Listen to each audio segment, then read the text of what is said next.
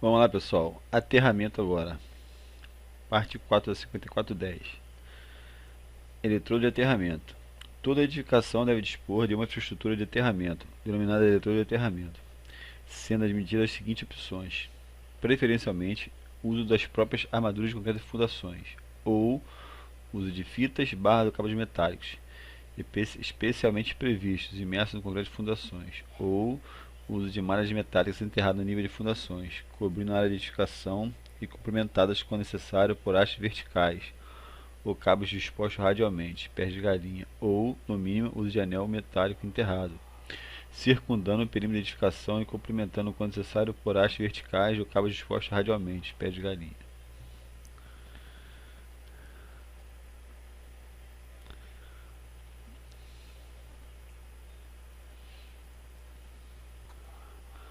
A conexão de um condutor de aterramento a eletrodo de aterramento embutido no concreto de fundações, ou a própria armadura, fita, barra, cabo, deve ser feita garantindo-se simultaneamente a continuidade elétrica, a capacidade de condução de corrente, a proteção contra a corrosão, inclusive eletrolítica, e a adequação à fixação mecânica. Essa conexão pode ser executada, por exemplo, recorrendo-se a dois elementos intermediários, conforme descrito a seguir. O primeiro elemento, que realiza a derivação do eletrodo para fora do concreto, deve ser constituído por barra de aço zincada com diâmetro de mínimo de 10 milímetros, uma fita de aço zincada de 25 milímetros ou 25 por 4 e ligada ao eletrodo por solda elétrica. A barra ou fita deve ser protegida contra a corrosão. O segundo elemento, destinado a servir como ponto de conexão do condutor de aterramento, deve ser constituído por uma barra condutor de cobre, ligada ao primeiro elemento por solda exotérmica, ou processo equivalente do ponto de vista elétrico de corrosão. Ou seja, primeiro, barra de aço zincado ou fita. Segundo, barra ou condutor de cobre. É aquela barra que vende na lojinha aí. No caso, eletrodo de armadura de concreto, essa armadura deve ter no ponto de conexão uma seção não inferior a 50 milímetros quadrados e um diâmetro de preferência não inferior a 8 milímetros.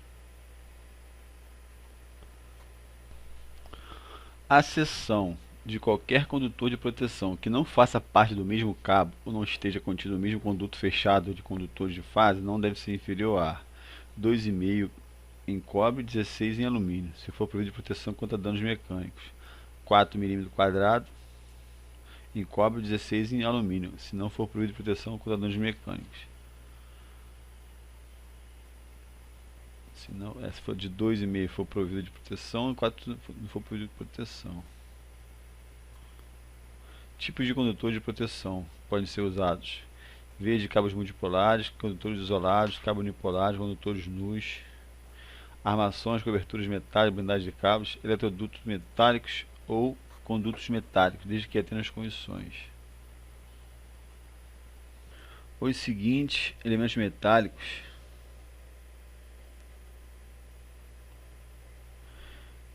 não são admitidos como condutor de proteção: A. Tubulações de água. B. Tubulações de gás, líquidos de combustível inflamáveis. C. Elementos de construção sujeitos às forças mecânicas de serviço normal. D. Eletrodutos flexíveis, exceto quando concebidos para esse fim. E. Partes metálicas flexíveis. F. Armadura de concreto. G. Estrutura de elementos metálicos de edificação.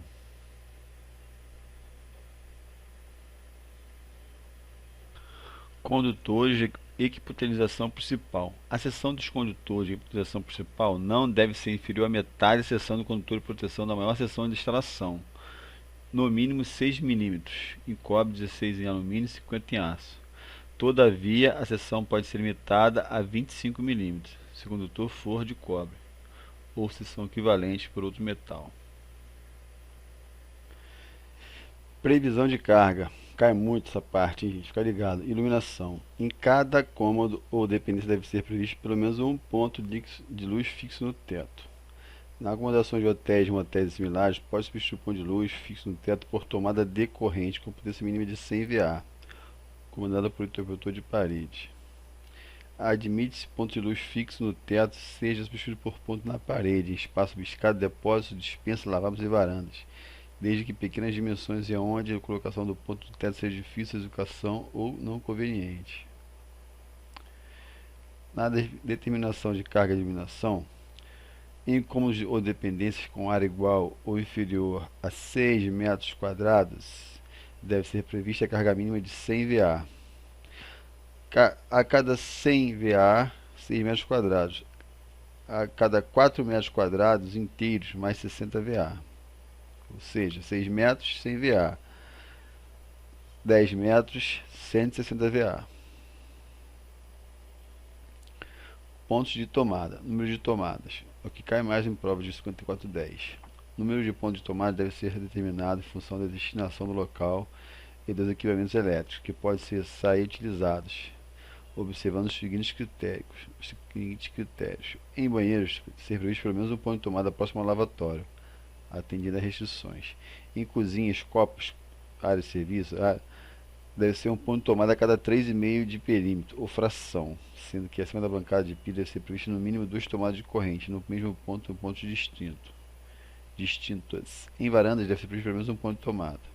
Admite-se o ponto de tomada não ser instalado na própria varanda, mas ao próximo do seu acesso, quando a varanda, por razões construtivas, não comportar pontos de tomada, quando sua área for inferior a 2 metros ou profundidade inferior a 80 centímetros. Em salas de dormitório deve ser previsto pelo menos um ponto de tomada a cada 5 metros, ou fração de perímetro, devendo esses pontos ser passados tão uniformemente quanto possível. Ou seja, sala de dormitório, 5 metros cada perímetro. Particularmente, em sala de estar, deve tentar a possibilidade de que o ponto de tomada venha a ser usado para alimentação de mais equipamento, sendo recomendável equipá-lo, portanto, com quantidade de tomadas já julgadas adequadas. Em cada um dos demais cômodos e dependências de habitação, deve ser previsto pelo menos um ponto de tomada, se a área do cômodo ou dependência for igual ou inferior a 2,25, ou no máximo, admite-se que esse ponto seja posicionado externamente ao cômodo de dependência, de até 80 centímetros, no máximo de sua porta de acesso. Um ponto de tomada, se a área do cômodo ou dependência for superior a 2,25 metros quadrados, e igual ou inferior a 6 metros. Um ponto de tomada a cada 5 metros ou fração de perímetro, se a área do cômodo de dependência for superior a 6 metros, devendo esses pontos ser uniformemente quanto possível. Vamos entender isso aqui. Um ponto de tomada para a área do cômodo de dependência for superior a 2,25 e inferior a 6 metros. Né? Uma tomada quando for superior a 2,25 ou a 6 metros. Quando for menor que 2,25, pode ser lá de fora, com 80 centímetros de distância no máximo. Quando for acima de 6 metros, lá de cima, 5 metros por um perímetro.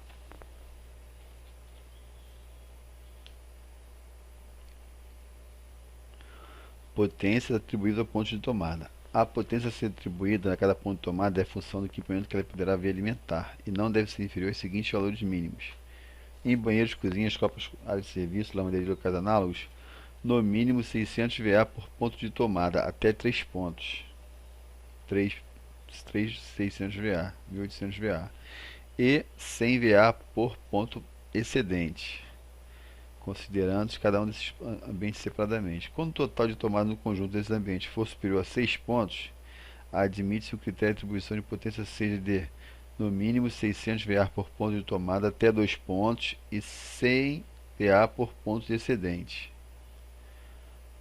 Resumindo aqui, quando o total dos conjuntos desses ambientes for superior a 6 pontos, ou seja, além de 6 pontos, aí coloca 600 VA em 2 pontos, o resto tudo com 100. Nos demais cômodos ou dependência, no mínimo 100 VA por tomada.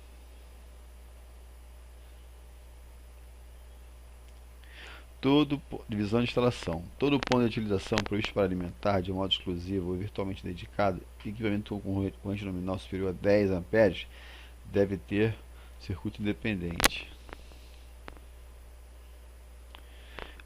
Os pontos de tomada cozinha, copa, área de serviço, lavanderias devem ser atendidos por circuito exclusivamente destinado à alimentação de tomadas locais.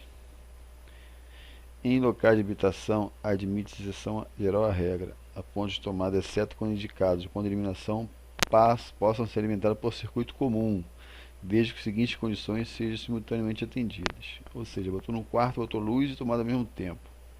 Corrente de circuito comum não deve ser superior a 16 amperes. O ponto de alimentação em sua totalidade por um só circuito, caso seja circuito seja comum iluminação e mais tomadas E, onde tomadas já excluídas, não ser alimentadas em sua totalidade por um só circuito, caso esse circuito for comum. Ou seja, se for alimentar tudo, não pode, nem tomada.